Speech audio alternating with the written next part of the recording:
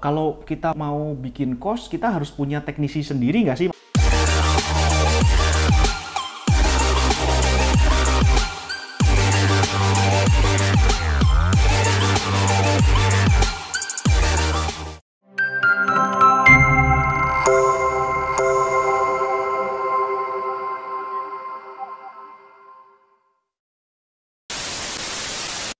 Halo teman-teman, kembali lagi ketemu dengan Andi di sini di channel King Kos, si Raja Kos, channel yang berusaha memberikan inspirasi buat teman-teman yang sudah punya kos atau baru mau membangun kos. Nah, jangan lupa subscribe channel ini.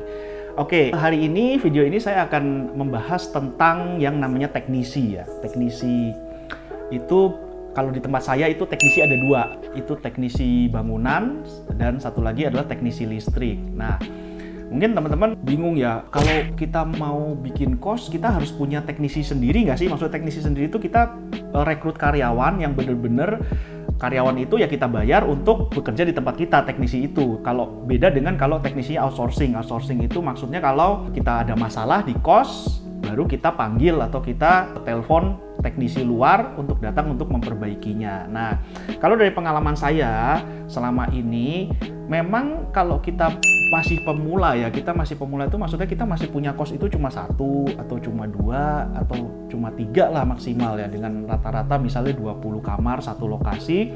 Itu kalau menurut saya sih lebih baik memang outsourcing, karena kalau outsourcing itu otomatis lebih murah biayanya, apalagi kalau teman-teman kosnya itu masih relatif baru. Biasanya bangunan baru itu masih sedikit masalahnya, terus elektroniknya juga masih garansi semua, jadi teknisi itu minim kerjaannya. Jadi kalau masih punya sedikit, teknisi itu nganggur-nganggur nanti malah kalau kita menggaji satu orang khusus untuk bekerja sebagai teknisi tempat kita. Nah, beda ceritanya kalau kita udah punya banyak ya, misalnya kita udah punya 10 cabang dengan masing-masing 20 kamar, jadi total udah ada 200 kamar nih. Wah, itu menurut saya itu penting, kita punya teknisi sendiri, kita rekrut teknisi yang bener-bener dia bekerja full time di tempat kita, jadi nggak menyambi di tempat lain gitu ya.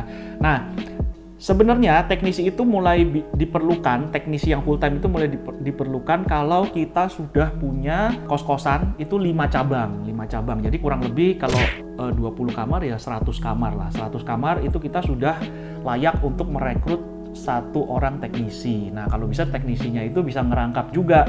Dia menguasai teknisi bangunan, sekaligus juga sedikit-sedikit dia bisa menggarap kalau ada masalah di bagian listrik juga. Nah, teknisi listrik dan bangunan itu kalau baru 5 cabang, itu kalau bisa ngerangkap aja. Nah, tapi kalau nanti udah berkembang lagi, udah 10 cabang, mungkin bisa dipisah, teknisi listrik sendiri, teknisi bangunan sendiri. Nah, kenapa saya bilang begitu? Karena kalau kita bayar orang UMR ya, ini kembali kita ngomong kita di Jogja. Kalau di Jogja itu kan UMR-nya sekarang itu kurang lebih 2 juta ya, 2 juta per bulan. Terus kalau misalnya kita kasih fasilitas, misalnya BPJS Kesehatan, BPJS Ketenagakerjaan, misalnya ada uang bensin segala macam, ya itu mungkin kita kosnya untuk satu orang teknisi itu biayanya adalah sekitar 2,5 juta kurang lebih. Nah, itu kalau kita punya kos baru sedikit, itu kita rugi, kita bayar itu. Tapi kalau kita punya kos udah banyak, kamarnya udah banyak, itu kita untung. Hitungannya sebenarnya sederhana banget. Kalau kita udah punya 100 kamar aja ya, kita udah punya 100 kamar. 100 kamar itu kalau eksklusif semua kan 100 AC ya, kita punya 100 AC. Nah, kalau 100 AC, kalau sekali kita cuci AC itu kan jadwalnya kan 3 bulan sekali. 3 bulan sekali kita harus cuci supaya AC-nya itu tetap dingin dan kondisinya tetap prima ya.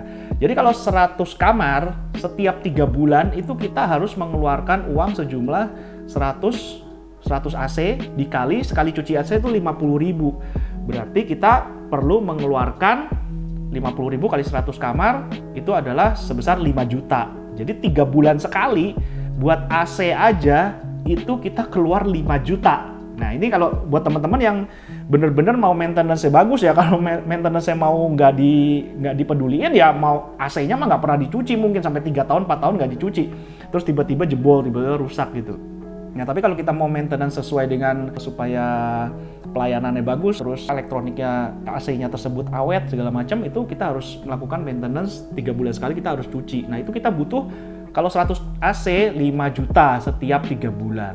3 bulan 5 juta dibagi 3 bulan berarti kan 1 bulannya untuk perawatan AC aja kita udah butuh 1,5 juta lebih kan ya, 1,6, 1,7 gitu untuk perawatan AC. Itu baru AC, belum kalau yang lain-lain, misalnya ada konslet lah, atau ada bocor lah, pipa pecah segala macam, terus ada WC mampet segala macam. Nah itu kalau kita panggil satu-satu, kalau kamar kita udah banyak dan kita panggil satu-satu orang setiap kali ada masalah, kita panggil teknisi luar, setiap ada masalah kita panggil teknisi luar, nah itu nanti kita boncos, kita akan rugi. Nah makanya kalau sudah kamarnya banyak, kita akan lebih hemat kalau kita punya teknisi sendiri yang bekerja full time buat kita, bekerja tetap di perusahaan kita. Jadi kalau kamar kita udah banyak, itu kita lebih hemat kalau kita merekrut teknisi sendiri yang bekerja full time buat kita ya. Jadi kalau teman-teman bisa dihitung aja, bisa dibayangkan kalau misalnya ada konslet di tengah malam, wah itu malam-malam misalnya meterannya MCB-nya jeglek terus kita nggak